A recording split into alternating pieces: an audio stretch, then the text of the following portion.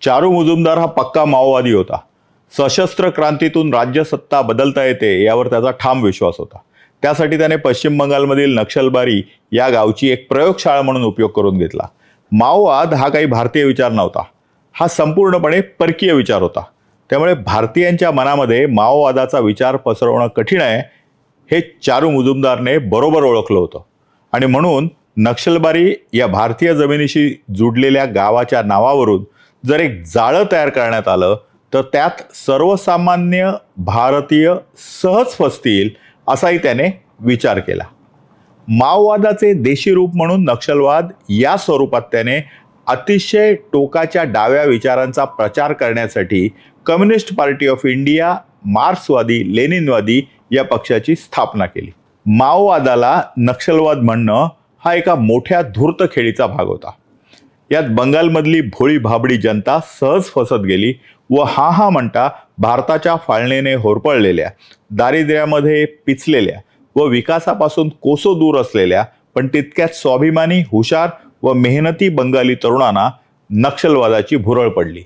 याचा दृश्य परिणाम असा झाला की जरी चारू मुजुमदारच्या CPI, मार्क्सवादी लेनिनवादी या पक्षाला निवडणुकीत फारसं यश मिळालं नाही, तरी बंगालमध्ये हळूहळू काँग्रेसचा अस्त होत गेला.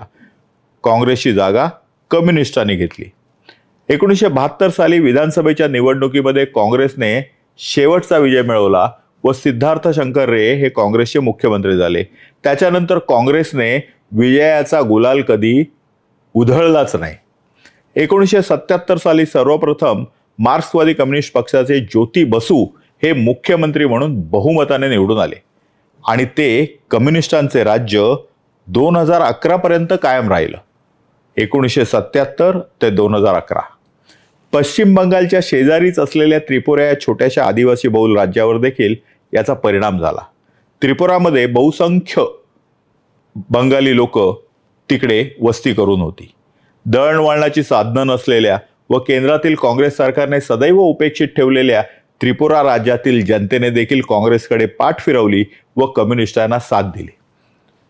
1978 ते 2018 पर्यंत काँग्रेसच्या एका 5 वर्षाच्या सरकारचा अपवाद जर वगळला तर तिथं कम्युनिस्टांचंच सरकार होतं.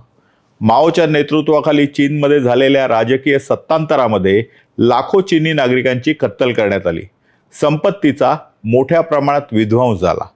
धर्म ही अफूची गोळी आहे या कार्ल मार्क्सच्या तत्वज्ञानावर विश्वास ठेवणाऱ्या माओने तेथील स्थानिक संस्कृती पूर्णपणे नष्ट केली.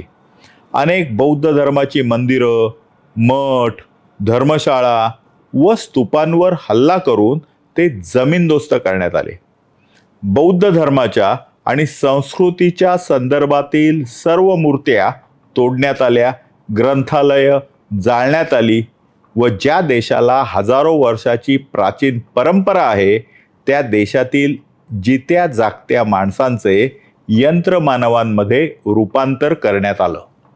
माओ आणि त्याच्या नंतरचा कालखंड देखील माध्यमांवर असलेल्या प्रचंड निर्बंधांमुळे तेथील खरी परिस्थिती जगासमोर एकतर आली नाही किंवा जी आली ती मोडक्या तोडक्या परिस्थितीत.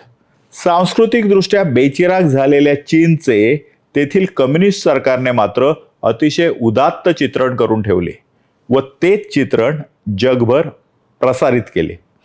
चारू मुजुमदार आणि त्याच्यासारखा रस्ता चुकलेल्या बंडखोर विचारांच्या कार्यकर्त्यांना याच खोट्या चित्रणाची भुरळ पडली व त्यामुळे सत्ता प्राप्त करून घेण्यासाठी त्यांनी आपल्याच देशाविरुद्ध सशस्त्र बंड पुकारलं. हा एक प्रकारचा देशद्रोह होता, देशाशी गद्दारी होती. विशेषतः 1962 साली चीनबरोबर झालेल्या युद्धानंतर चीन हा आपला कधीच मित्र होऊ शकत नाही यावर शिक्कामोर्तब झालं होतं.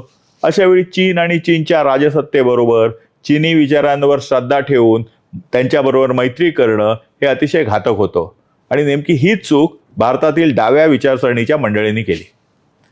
रशियन राज्यक्रांतीनंतर लेनिन आणि स्टालिन सारख्या हुकुमशहांनी रशियातील सामान्य जनतेवर केलेल्या अनन्वित अत्याचाराच्या कहाण्या जरी ऐकल्या तरी अंगावर शहारा येतो.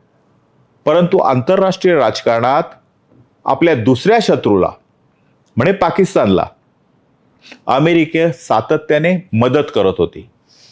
त्यामुळे बॅलन्स ऑफ पॉवर करण्यासाठी म्हणजेच शक्तींमध्ये समतोल राखण्यासाठी आपल्याला रशियाकडे मदतीचा हात मागावा लागला. भारतामध्ये माओवाद वाढत असताना भारत आणि रशियामध्ये मैत्रीचे नवे संबंध दृढ होत गेले.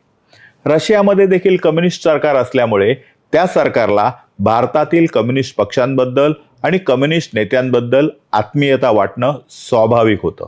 याच गोष्टीचा फायदा चारू मुजुमदारने घेतला व साम्यवादी चळवळीचा अर्ध्वयू व जनक कार्ल मार्क्स याच्या नावाबरोबर रशियन क्रांतीचा प्रणेता लेनिन याचे नाव जोडून भारतातील रशिया प्रेमी लोकांना देखील त्याने आपल्या गळी उतरवण्याचा प्रयत्न केला.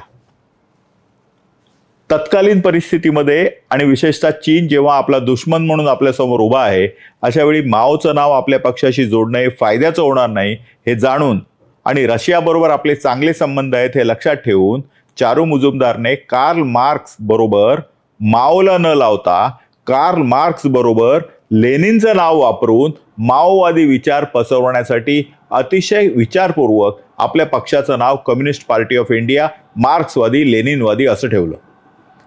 एक साधी गोष्ट आहे, जर चारू मुजुमदारचं हे बंड जर नक्षलबारी येथे न होता जर काशी येथे झालं असतं तर त्याला काय काशीवाद म्हटलं असतं, किंवा अयोध्या येथे झालं असतं तर त्याला काय अयोध्यावाद असं म्हटलं असतं, किंवा गया येथे झालं असतं तर त्याला काय गयावाद असं म्हटलं असतं.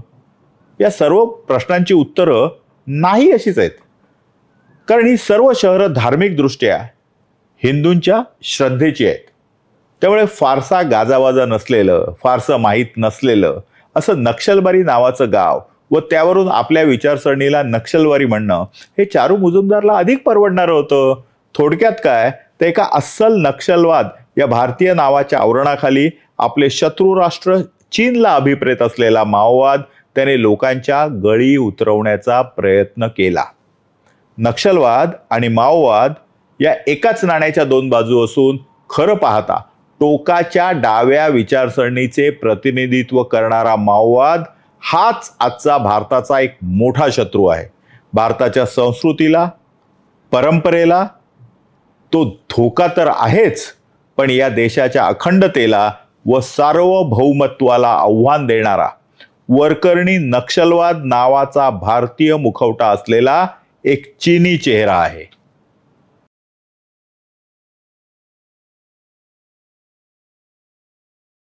तुम्हाला हा व्हिडिओ जर आवडला असेल तर लाईक करा, कमेंट करा